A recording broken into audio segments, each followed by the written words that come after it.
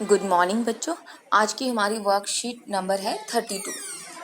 अब तक हम एक समान चाल के बारे में पढ़ चुके हैं। एक समान चाल में क्या होता है कि कोई भी वस्तु जब समान समय अंतराल में समान दूरी तय करती है तो उसकी चाल को हम कहते हैं एक समान चाल। और एक समान चाल के लिए हम ग्राफ भी पढ़ चुके हैं कि एक समान चाल के लिए जो हमारा ग्राफ होता है वो कैसा आता है, एक सीधी रेखा। जैसे कि यहाँ पर एक्स एक्सिस पे हमने समय है और वाई एक्सिस पे हमने क्या लिया है, दूरी। वाई एक्सिस पे हमने क्या लिया है, दूरी। ये समय और ये दूरी, तो उसका जो ग्राफ है एक सीधी रेखा आया है। और जब हमारी चाल क्या हो, असमान हो हमारी चाल, तो उसके लिए हमारा ग्राफ कैसा आता है, ऐसे वक्र रेखा। ये हो गया हमारा, यहाँ पर हमारा समय हो गया और यहाँ पर दूरी। तो ऐसे के लिए हमारा ग्राफ कैसे होता है, एक मुड़ी हुई रेखा, वक्र रेखा। सीधी रेखा नहीं होती असमान चाल के लिए।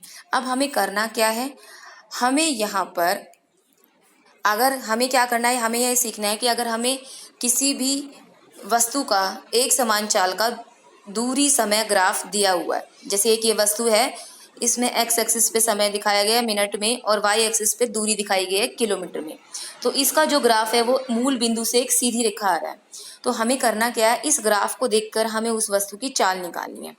तो इसके लिए हम क्या करते हैं, ग्राफ की जो सीधी रेखा है उस पर कोई भी दो बिंदु मान लेते हैं। यहाँ पर हमने बिंदु लिए हैं ए और बी।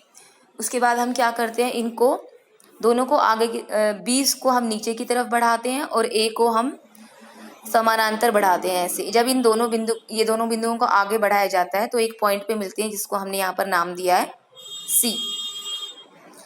अब होता क्या है, जब हम इनको ए और बी को क्या करते हैं, वाई एक्सिस की तरफ बढ़ाते हैं ऐसे, तो ए बिंदु जहाँ पर वाई एक्सिस से मिलती है वो होता है S1 और जहाँ बी बिंदु वाई एक्सिस से मिलता है वो होता है S2। इस केस में हम देखें तो जो S1 है वो लगभग 30 से नीचे है, यहाँ पर 30 से नीचे है जिसे हमने 28 मान लिया है, और जो बी है वो 40 से नीचे है जिसे हमने 38 मान लिया। तो S1 हमारा हो गया 28 और S2 हो गया 38। अब हम बात करेंगे जब हम ए और बी को हम बढ़ाते हैं एक्स एक्सिस की तरफ, ए को हमने बढ़ाया तो ये हमारा एक्स एक्सिस पे T1 आ गया क्योंकि एक्स एक्सिस समय को दिखा रही है, और अगर बी को हमने यहाँ पर बढ़ाया तो ये T2 आ गया।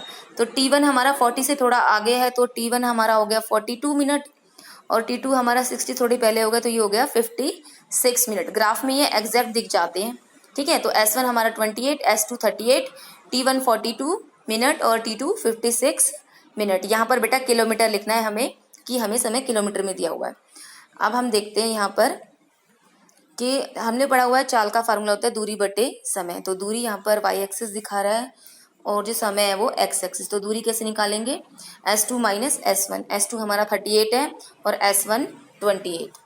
38 में से 28 को माइनस कर देंगे, T2 हमारा 56 है और T1 है हमारा 42। तो हम यहाँ पर इनको माइनस कर देंगे और हमारा यहाँ पर आ जाएगा 10 डिवाइडेड बाय 14। उसको जब हम आगे बढ़ेंगे तो हमारा आंसर आएगा 0.71 किलोमीटर पर मिनट, क्योंकि यहाँ पर दूरी किलोमीटर में दिया हुआ है और मिनट समय जो है वो मिनट में दिया हुआ है।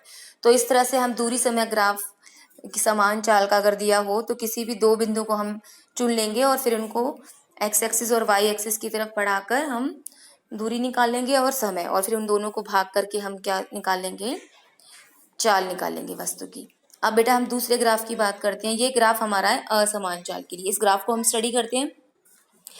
एक्स एक्सिस पे हमारा जो है वो समय दिया हुआ है और वाई एक्सिस पे हमारा दूरी दी हुई है। यहाँ पर दूरी मीटर में है और समय जो है वो सेकंड में है। तो हम इस ग्राफ को स्टडी करते हैं। सबसे पहले देखते हैं कि पहले जो है वो हमारी मूल बिंदु से एक बिल्कुल सीधी रेखा जा रही है। तो सीधी रेखा तो किसके लिए होती है, एक समान चाल के लिए। इसका मतलब कोई भी वस्तु इस ग्राफ में जब वो ए से बी पे गई तो वो एक समान चाल से चल रही थी। अब हम बात करते हैं बी से सी पर। जब हम बी से सी पे जाते हैं तो हम देखते हैं कि वस्तु की जो दूरी है वो 3 है, दूरी बदल ही नहीं रही है, लेकिन समय तो बढ़ रहा है। तो इसका और एक समान, और ऐसा ग्राफ हमारा कब आता है, एक सीधी रेखा जो कि एक्स एक्सिस के समानांतर हो जब वस्तु विराम अवस्था में। इसका मतलब बी से लेकर सी तक जो थी वो वस्तु क्या है, विराम अवस्था में। उसके बाद हम आगे बढ़ते हैं। हमारा जो C से D तक ग्राफ है वो फिर दोबारा क्या है, एक सीधी रेखा। इसका मतलब C से D तक जो वस्तु थी वो एक समान चाल से चल रही थी। हम फिर देख लेते हैं बेटा इसको। हम इसको देखेंगे, A से B तक हमारी वस्तु एक समान चाल से चल रही है, B से C पे हमारी वस्तु जो है वो विराम अवस्था में है, और C से जो D तक है वो वस्तु फिर एक समान चाल से चल रही है। अब बेटा हम क्या देखते हैं यहाँ पर, हम देखते हैं दूरी समय ग्राफ। जब वस्तु एक समान चाल से चल रही हो तो उसका दूरी समय ग्राफ क्या आता है, एक सीधी रेखा, जो हमने यहाँ पर दिखा रखा है। ये समय हो गया एक्स एक्सिस पे और दूरी होगी वाई एक्सिस पे, तो उनका एक समान चाल का ग्राफ आएगा, एक सीधी रेखा।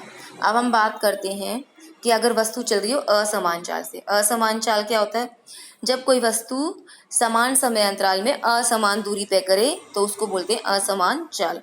तो उसका दूरी समय ग्राफ कैसा आएगा, एक वक्राकार रेखा आएगी, मतलब वक्र होगी, वो सीधी रेखा ना होकर कैसी होगी, मुड़ी हुई होगी। अब यहाँ पर ये सीधी रेखा नहीं है, ये वक्र है, तो असमान चाल के लिए जो ग्राफ होता है वो वक्र रेखा होगा, और उसके अलग अलग जो पोजीशन है वो उसकी दूरी पे डिपेंड करते हैं। अब हम पहले ही पढ़ चुके हैं। विराम अवस्था के लिए दूरी समय ग्राफ कैसा आता है, विराम अवस्था के लिए दूरी समय ग्राफ आता है एक सीधी रेखा जो कि एक्स एक्सिस के समानांतर हो। अब हम यहाँ पर बात करते हैं, एक आपकी वर्कशीट में एक न्यूमेरिकल भी दिया हुआ है बेटा, जिसमें आपको एक ग्राफ दिया हुआ है, और ग्राफ से आपको क्या करना है, आपको उससे चाल निकालनी है। जैसे कि अगर हम यहाँ पर देखें इसको, तो हमें ये ग्राफ दिया हुआ है उसमें हमारी वर्कशीट में। तो अब यहाँ पर देखो बेटा, एक्स एक्सिस पे क्या है, आपकी समय है, सेकंड में हमने इसको 1 2 3 4 5 6, और हमारा जो है वाई एक्सिस पे क्या है, हमारी दूरी है, और उसका ग्राफ क्या है, एक सीधी रेखा। तो इस पे हमने चाल निकालने के लिए क्या किया, हमने चाल निकालने के लिए यहाँ पर वैसे ही किया। हमने यहाँ पर दो बिंदु ले लिए हैं, ए और बी, और उनको आगे बढ़ाकर ये हमारा ABC एक त्रिभुज बन गया। अब जब ये त्रिभुज बन गया तो हमने क्या किया बेटा, इनको ए और बी बिंदु को पहले हमने मिलाया एक्स एक्सिस पे, जिससे हमारा T1 और T2 आ गया, और फिर हमने इसको मिलाया वाई एक्सिस पे, जिससे हमारा S1 और S2 आ गया।